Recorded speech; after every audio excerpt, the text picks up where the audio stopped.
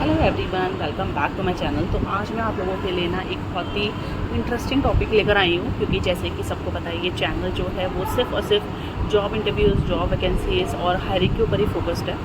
सो उसके ऊपर मैं आज एक टॉपिक लेकर आई हूँ कि 5 ऐसी कौन से टिप्स होती हैं इंटरव्यू की जो आपको स्टैंड आउट करती है, मतलब जो बाकी के कैंडिडेट्स आए हैं उनसे आपको थोड़ा डिफरेंट फील कराती है। और एक चीज़ का ध्यान रखिएगा, ये सारी इंटरव्यू टिप्स आपको ध्यान रखनी है सो दैट आप जो बाकी कैंडिडेट्स हैं उनसे थोड़े डिफरेंट लगें और उनसे थोड़े डिफरेंट आप दिखें।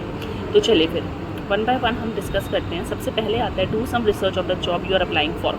देखो ये बहुत ही कॉमन सी चीज़ है। कभी कभी क्या होता है कि बहुत से कैंडिडेट्स ऐसे होते हैं जो सिर्फ कहीं पर लिंक्डइन पर, फेसबुक पर कोई भी ऐड में, कोई भी मैगजीन में जॉब देखते हैं, देखकर और उसमें बस ये देखते हैं कि ग्रेजुएट चाहिए, पोस्ट ग्रेजुएट चाहिए, या 12th पास चाहिए, ये देखकर और सीधे जाके जॉब के इंटरव्यू के लिए चले जाते हैं। बट वो एक बार भी ये रिसर्च नहीं करते हैं वो जिस जॉब के लिए उन्होंने अप्लाई किया है उसके लिए वो बिना देखे, बिना सोचे समझे बस जॉब को अप्लाई कर देते हैं। तो हमेशा आपको जॉब के ऊपर रिसर्च करना है जिसके लिए आप अप्लाई कर रहे हो। आपको देखना है कि भाई वो जो जॉब है वो किस चीज़ के लिए है, कौन सी उसकी प्रोफाइल है, क्या क्या उसके चैलेंजेस होते हैं, ये आपको इस तरह से पूरा डिटेल में पता होना चाहिए।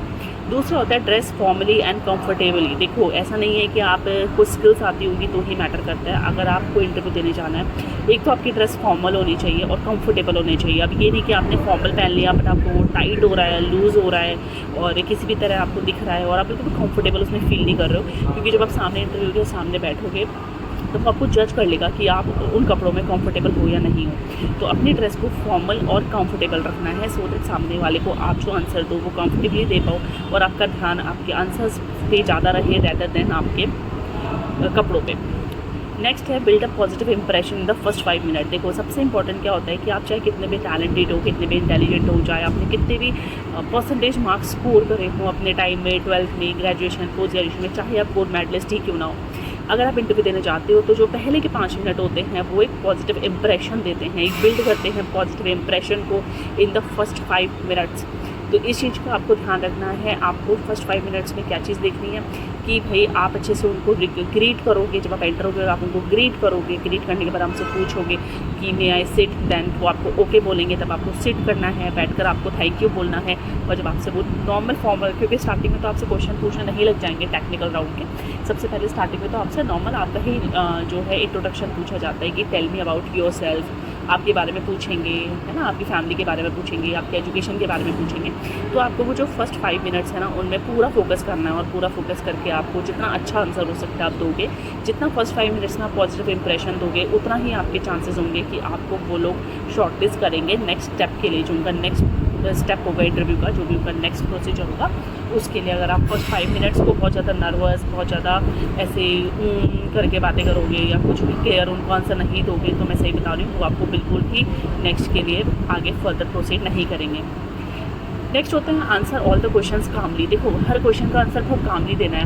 क्या होता है ना, कभी कभी हम लोग नर्वस होते हैं इंटरव्यू में, कुछ ऐसा होता है और हम हबड़ दबड़ में कुछ भी बोल देते हैं, कुछ भी तरह की बातें कर लेते हैं, किसी भी तरह का आंसर दे देते हैं। ऐसा नहीं है, आपको कभी भी इस चीज़ के लिए जज नहीं किया जाएगा या आपको इस चीज़ के लिए कोई मार्क्स नहीं मिलेंगे कि आप कितना जल्दी आंसर दे रहे हो। आपको इस चीज़ पर जज किया जाएगा कि आपसे जो पूछा गया है आप उसका रिस्पॉन्स किस तरह से दे रहे हो और आप किस तरह से वहाँ पर बातें कर रहे हो। तो आपको जो भी क्वेश्चन पूछे जाएँ, चाहे आपको पर्सनल लेवल पे पूछे जाएँ, चाहे आपके टेक्निकल लेवल पे पूछे जाएँ, चाहे किसी भी तरह का पूछा जाए, हमेशा उसको कामली, बहुत आराम से, सही तरीके से और बहुत ही पोलाइट वे में आपको आंसर करना है। लास्ट है हमारा ask some questions about the position you are applying for. देखो ये बहुत इंपॉर्टेंट है। क्या होता है, कुछ तरह के, मैं बताती हूँ, 2 तरह के लोग होते हैं। एक होते हैं जो इंटरव्यू देने जाते हैं और बस उनके क्वेश्चन का आंसर देते हैं और वो पूछते हैं कि आपको हमसे कुछ पूछना है, तो इंटरव्यू में जो देने जाता है वो कहता है कि नहीं मुझे आपसे कुछ नहीं पूछना। तो उसको ये लगता है कि यार मैं क्या पूछूंगा ना, इनकी कंपनी है तो मैं इनसे क्या पूछूंगा। तो देखो ऐसा नहीं होता है। आप अगर उनसे क्वेश्चन पूछोगे, अगर आप उनसे बात करोगे ना तो वो ये सोचेंगे कि आपको इंटरेस्ट है और आप जानना चाहते हो। अगर आप कुछ लोग ऐसे होते हैं जो जाके इंटरव्यूअर से क्वेश्चन करते हो, और मैं आपको एक बार बताती हूँ इसमें कोई भी गलत बात नहीं है। अगर आप इंटरव्यू में बैठे हो और अगर सारे राउंड होने के बाद, मतलब जब उन्होंने आपसे क्वेश्चन पूछ लिए और आप उनसे जाके उनकी कंपनी के बारे में पूछ रहे हो या जो पोस्ट अप्लाई हो रही है उसके बारे में पूछ रहे हो कि ये पोस्ट कैसी है, कौन इसको हैंडल कर रहा है, इसके कौन कौन से चैलेंजेस आ रहे हैं, इसमें क्या क्या अभी तक हुआ है, क्या क्या टारगेट्स हैं, अगर ये सब आप पूछोगे तो उनको लगेगा कि that you are interested in job and you will be applying. तो अगर आप क्वेश्चन नहीं पूछोगे तो मैं बता रही हूँ आपको हायर करने के चांसेस बहुत ना के बराबर हो जाते हैं। तो अगर आप क्वेश्चन पूछते हो तो उनको भी लगता है कि आपकी तरफ से उनको पॉजिटिव फीडबैक मिल रहा है, पॉजिटिव रिस्पॉन्स मिल रहा है, तो वो आपको नेक्स्ट स्टेप के लिए आगे प्रोसीड करते हैं। तो ये सारे क्वेश्चंस थे, ये खाली 5 टिप्स थी जो बहुत ही इंपॉर्टेंट है। चाहे आप किसी भी प्रोफाइल के इंटरव्यू के लिए जाओ, be it call centre, reception, sales, health care, medical line, engineering line, anyway किसी भी तरफ जाओगे ना तो ये 5 चीज़ें आपको करनी है।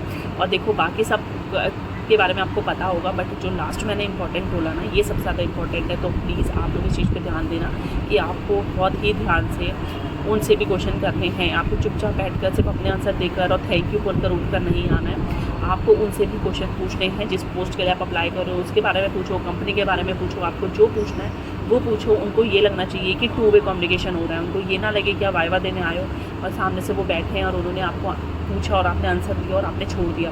ऐसा नहीं है, 2 वे कम्युनिकेशन होना चाहिए। उनको लगना चाहिए कि वो आपसे कुछ पूछ रहे हैं तो आप भी उनसे कुछ पूछ रहे हो। तो इस चीज़ का आप ध्यान रखिएगा। और अगर आप ये सारी टिप्स को फॉलो करोगे तो मैं आपको बिल्कुल श्योर होकर कहती हूँ, क्योंकि मैं भी यहाँ पर इंटरव्यूज़ काफ़ी लेती हूँ अपने लेवल पे, और मैंने ये चीज़ देखी है। जो लोग रिस्पांस देते हैं, अच्छे से रिस्पांस देते हैं और बहुत ज़्यादा काम रहते हैं और पॉजिटिव रहते हैं, तो उनके लिए हमारा खुद हो जाता है कि हाँ हम इनको अपनी प्रोफाइल में हम इनको एंटर करने देना चाहते हैं। और जो लोग हमें लगता है कि ये लोग कुछ बोल नहीं रहे हैं, रिस्पॉन्स नहीं कर रहे हैं, बस मुँह हाँ कर रहे हैं, तो उनमें हम भी इंटरेस्ट नहीं शो करते हैं नेक्स्ट स्टेप के लिए। सो ये पर्सनल एक्सपीरियंस, प्रोफेशनल एक्सपीरियंस दोनों तरफ से मैं आपको कह रही हूँ। सो आप इस चीज़ पे ध्यान रखना और इन सब चीज़ों की तैयारी करो। कोई भी डाउट हो तो नीचे कमेंट में लिख देना या इंस्टा पे मुझे मैसेज कर देना, सो दैट मैं आपके पास वहाँ तक आ जाऊँ। तो आप अपना ध्यान रखिए and I hope I wish you a very very good luck for your job interviews. कोई भी बात हो related to job vacancy interviews, you can connect me any time. Thank you so much for, thank you.